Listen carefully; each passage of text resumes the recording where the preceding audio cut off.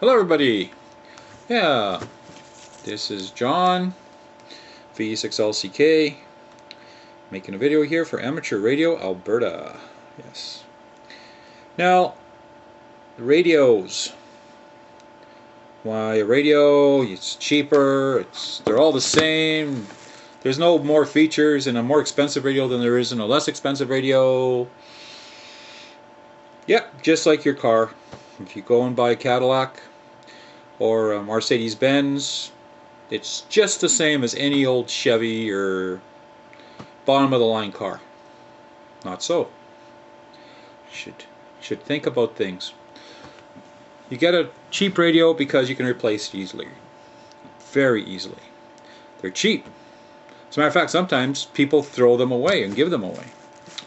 I'm going to show you one. Here it is.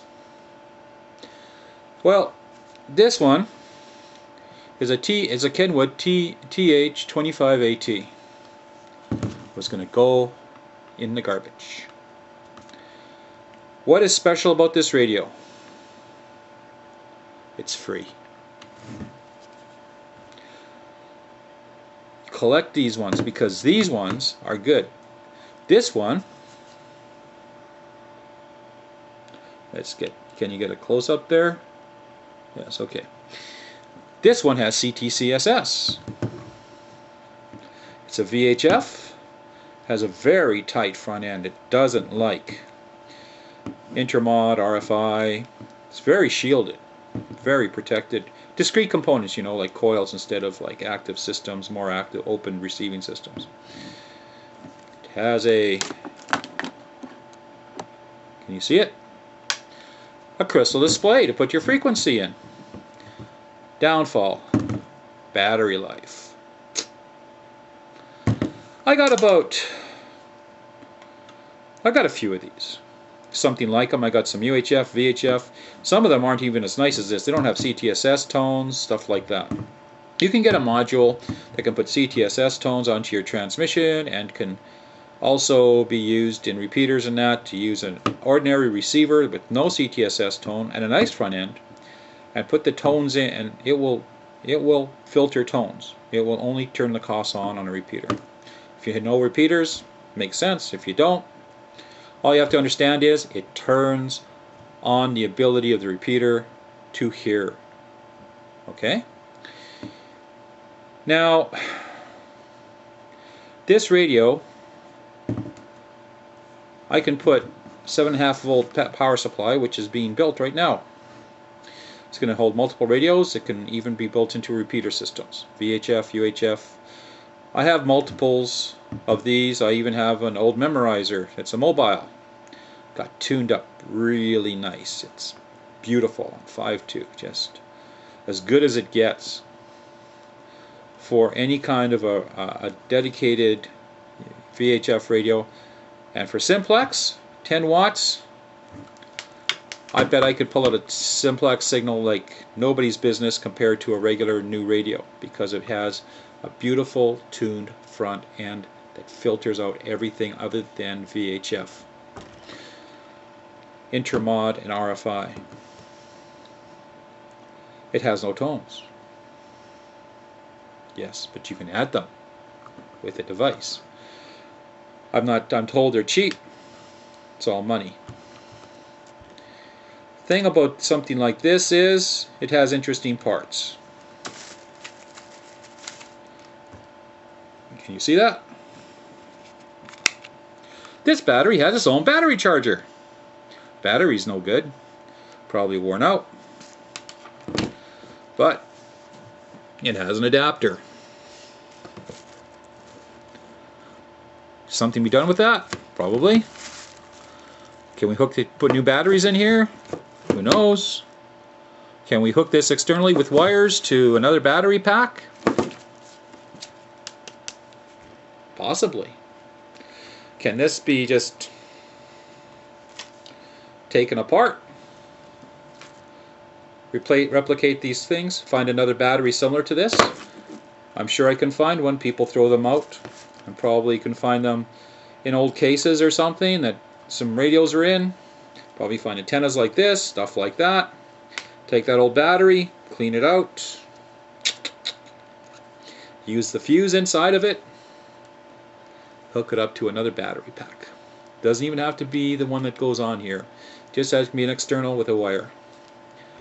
This does not do a lot of wattage, but it's tight. It's very, very good at getting rid of noise. In a noisy area, this wattage can get through because you can hear somebody, and that's the trick. Now, it only does one frequency.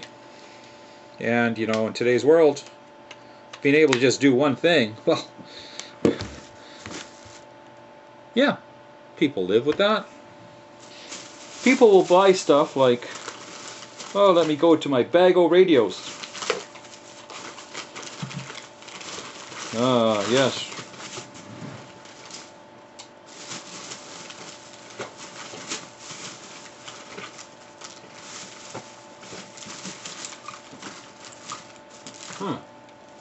Okay. Well, let me get this out.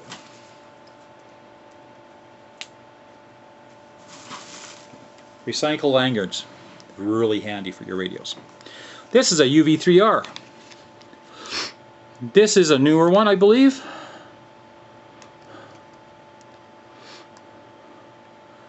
Now at first look, glance, this is a dual radio. Can you see that?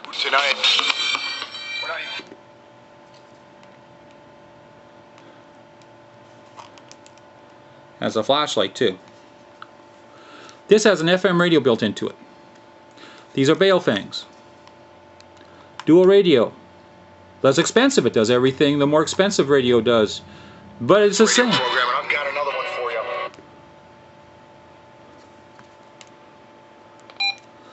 This one, if I use this, it does 2 watts. I can use this for over a week, transmitting, talking a lot. And as long as I'm within range, don't have to charge a battery at all. Not at all. Great benefit. People give these away. They don't get it. It's still a good radio. It has no keypad, DTMF tones on your phone, if you need to control a repeater or something. This one here says you think it's a dual radio. It has 2 frequencies displayed. It only receives on one radio at a time. That's why it is a cheap radio. I love it. I got 3 of these. I got this one given to me later on. Love them. I am so happy. Now we all know about the Baofeng 5 Waters, which have the displays similar to this. They're 2 watts. Now I'm going to show you one here, which is an original UV3R. This UV3R only has 1 frequency. Can you see it? This frequency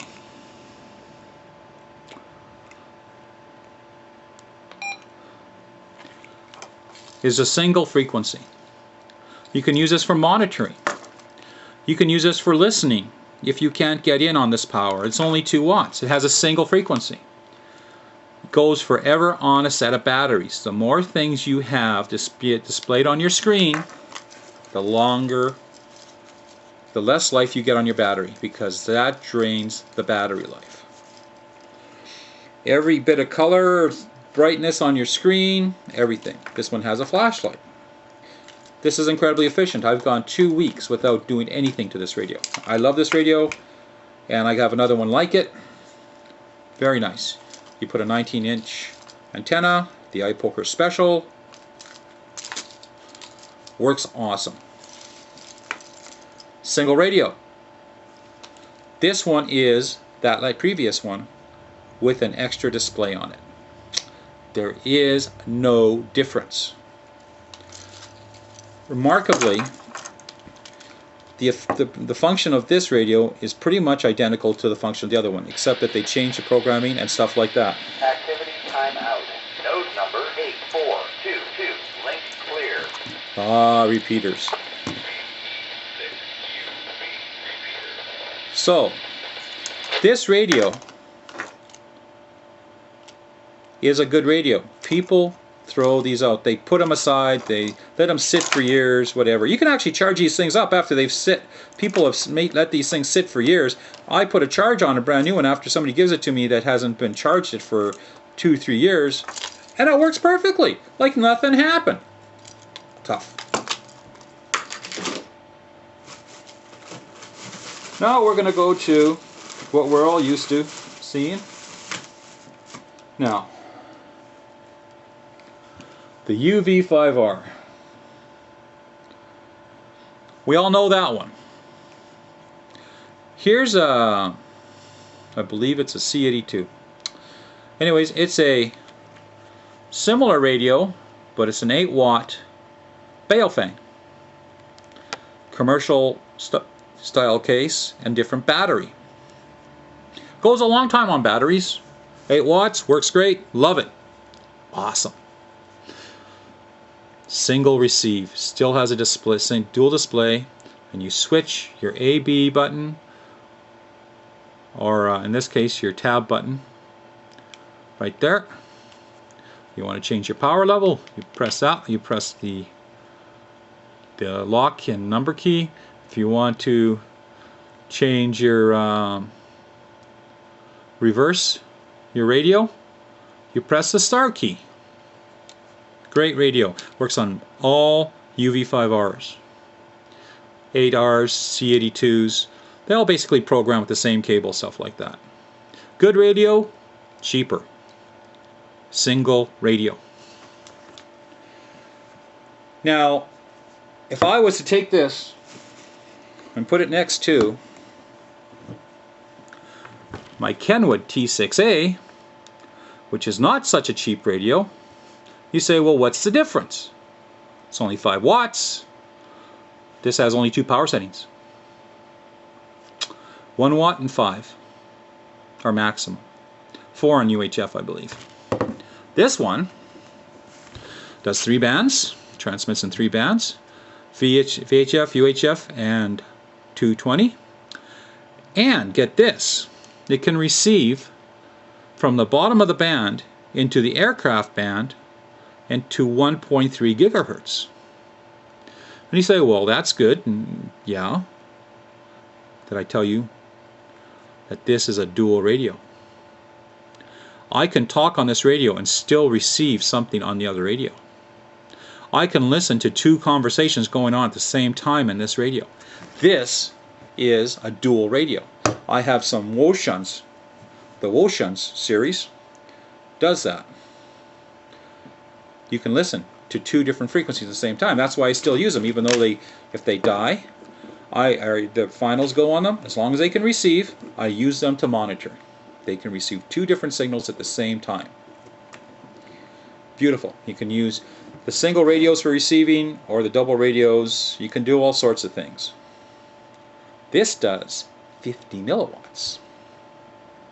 It goes to 50 milliwatts, I believe 1 watt and 5 watts maximum.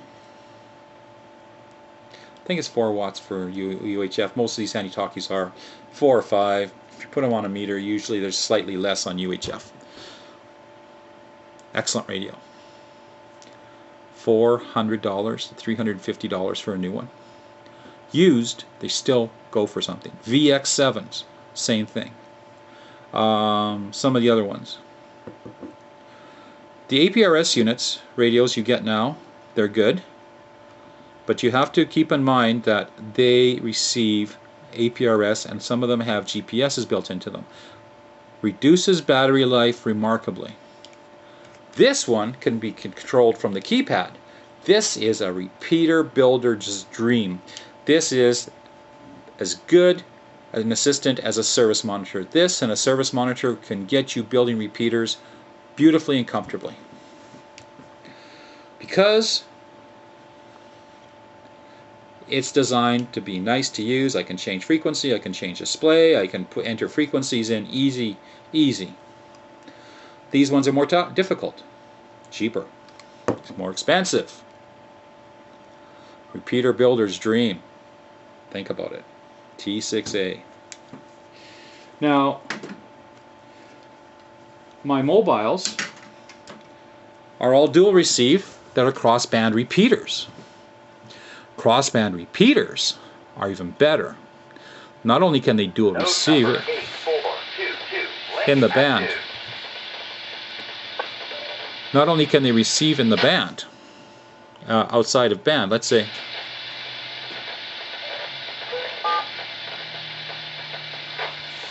yeah, not only can they receive in,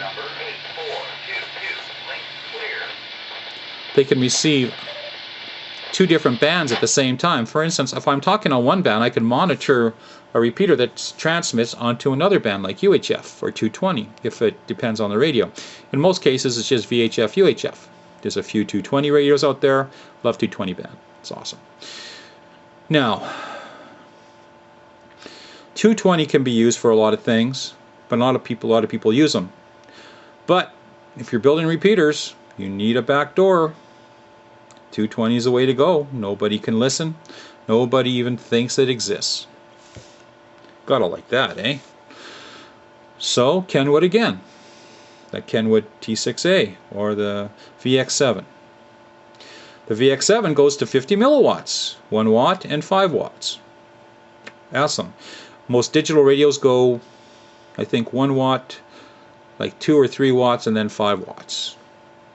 Don't like the higher wattage if you're just trying to do local small power transmissions. I have a couple Wouxuns that I use for programming repeaters, and they're perfect. All they have is an exciter. Hardly any power, very local, and gets into the repeater when you're within the same room easily, and does beautiful clear tones. Crossband repeaters. Mobiles. More expensive. You say, well, you can spend $200 on a radio, or you can spend $450 on a Yaesu 8900 or a Kenwood this or something like that. That's $450, $600, $700. What's so big? What's the big deal about crossband repeat? Well, crossband repeat mobile can have 2 different power settings on 2 different radios. You set in crossband repeat. One band it receives, the other band it transmits. And if the other band receives, the other band transmits. It's a two-way street. So now you're at your car, you're at a distance, and you're at mobile. You need mobile power to get in, but you only have a handheld to walk around with. So put your radio on crossband repeat. Set your frequency. I recommend a tone always, because it cleans up any noise in the area and keeps other signals from accidentally getting into your crossband repeater. Cleans up your squelch. So when that happens, you can use that to talk on your handy talkie on low power in the same building, in an area, park area by your car, and you can talk and receive signals that you can't receive with your handy talkie, because now you have a mobile. And the bigger you go, the more powerful, yada yada yada. One side you don't need much power. The other side you might need 50 watts. Some radios you could set up, if you want to set up a little repeater, for 75 watts. Now, of course, we all know crossband repeaters.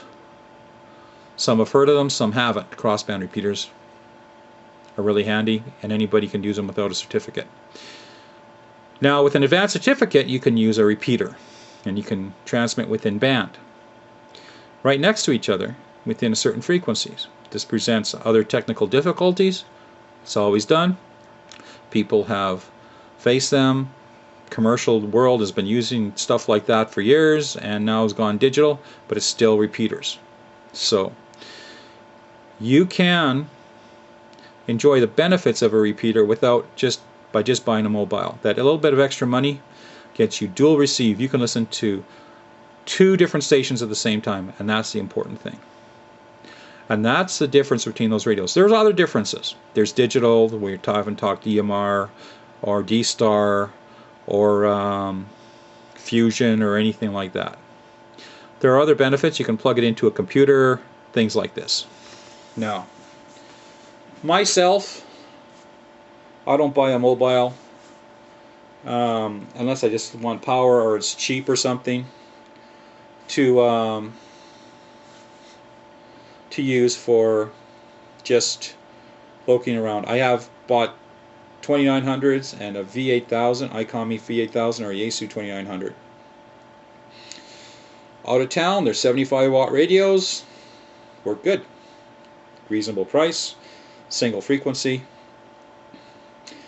The ICOM is easy to program. The Yaesu is fairly easy to program. It's not as easy, but it has 750 memories.